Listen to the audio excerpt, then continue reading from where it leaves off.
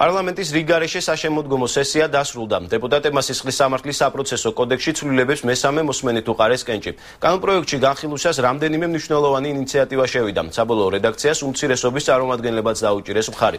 პარლამენტში მირიან გორგოძე იმყოფება, რომელიც ახლა პირდაპირ ეთერში ჩაგვერთვება. მირიან, გისმენთ.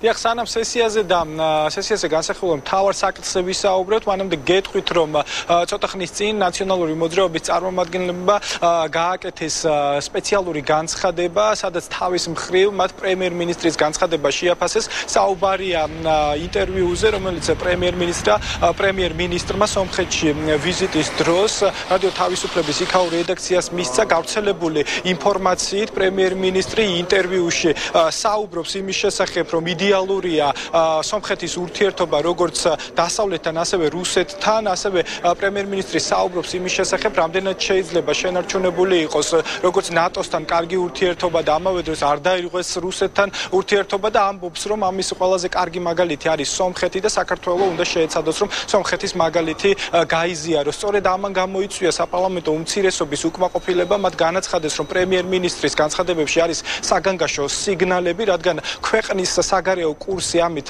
აბსოლუტურად იცვლება და პრემიერ-მინისტრის განცხადებები საჭიროებს დამატებით განმარტებებს და მათი აზრით ამ საკითხზე პარლამენტმაც უნდა იმსჯელოს. ძალიან საგანგაშო სიგნალები მოვისმინეთ ჩვენ. ეს არის პრაქტიკულად განცხადება საქართველოს საგარეო პოლიტიკური კურსის ცვლილებაზე. მოგახსენებთ, რომ საქართველოს საგარეო პოლიტიკურ კურსს განსაზღვრავს საქართველოს პარლამენტი, ხოლო ის რასაკითხებზე ლაპარაკობდა ბატონი ივანიშვილი უკვე განსაზღვრულია საქართველოს მოქალაქეების მიერ რეფერენდუმის გზით, საქართველოს სურვილი გაწევრიანდეს ნატოში.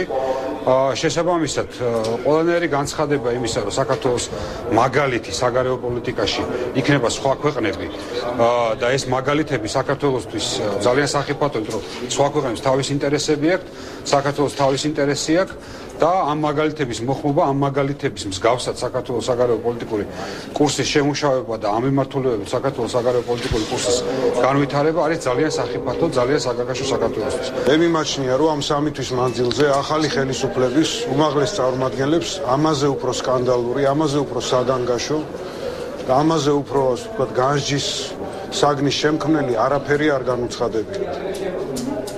თუ კი ეს არის გამოცდილება, როგორც ითქვა აქ, გამოცდილების არ ქონა, ეს ერთი დონე არის განგაშის, ვთქვათ, ნიადაგისათვის და ამაზე ცალკე არის ალაპარაკო და თუ კი ეს არის გამიზნული ცვლილება ქვეყნის საგარეო პოლიტიკური კურსის, რომელზეც დამოკიდებული არის ამ ქვეყნის მომავალი, ჩვენი შვილების მომავალი, ეს კიდევ მეორე თემაა.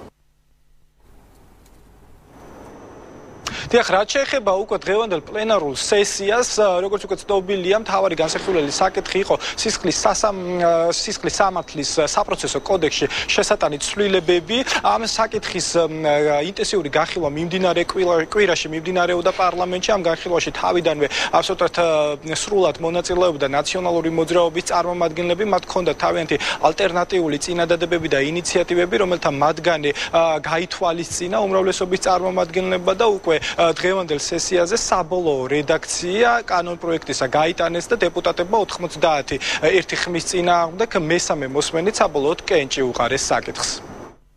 თავიდან პროცესი ნაფიცაცვალს სასამართლოს შესახებ კანონპროექტთან დაკავშირებით თულაც არის მართა, იცით რომ შემოთავაზებული იყო ცვლილებები, რომელიც ბრალდებულს უგზავნიდა, რომ თავად აერჩია ნაფიცაცვალს სასამართლო განიხილავდა და თუ არა მესამე საქმეს.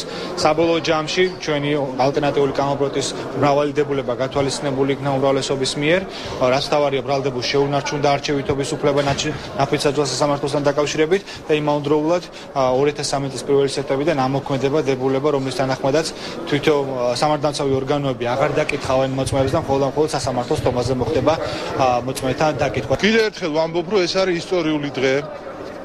ეს არის ჩემთვის უბედნიერესი დღე. 10 წლეულების წინ შეიძლება ითქვას, მოცნებობდი მე ნაფიცაჭულთა სასამართლოზე, როგორც ამ ქვეყანაში სამართლიანობის, სამოქალაქო საზოგადოების განვითარების ინსტიტუტზე და იმ ინსტიტუტზე, რომელმაც თითოეულ მოქალაქეს უნდა აგრძნობინოს ამ ქვეყნის ბატონ პატრონად თავი. შეიჯერდა პოზიციები მნიშვნელოვან ცვლილებებთან დაკავშირებით, რომელიც ეხებოდა ნაფიც მსაჯულთა სასამართლოს თავს მე ვფიქრობ, რომ ძალიან მნიშვნელოვანია, რომ ჩვენ სისხლის სამართლის საპროცესო კოდექსში შევიტანეთ ცვლილება, რომლითაც მოსამართლეები ვერ მოიქცევიან ისე, როგორც აქამდე იქცეოდნენ. ჩვენ საპროცესო ნორმები გავაკეთილშობილეთ, დაუბრუნეთ მას თავისი ბუნებრივი სახე, რომელიც წართმეული ქონდა წინა პარლამენტის მიერ, ნაფიც-მსაჯულთა სასამართლოს არეალიც გაფართოვდა, დავასრულეთ ასევე დაცვის სპეციალურ სამსახურთან დაკავშირებული კანონი ცვლილებები, რომელშიც ასევე შეთანხმებული და კონსენსუსის შედეგად მიღებული პროდუქტი დავდეთ.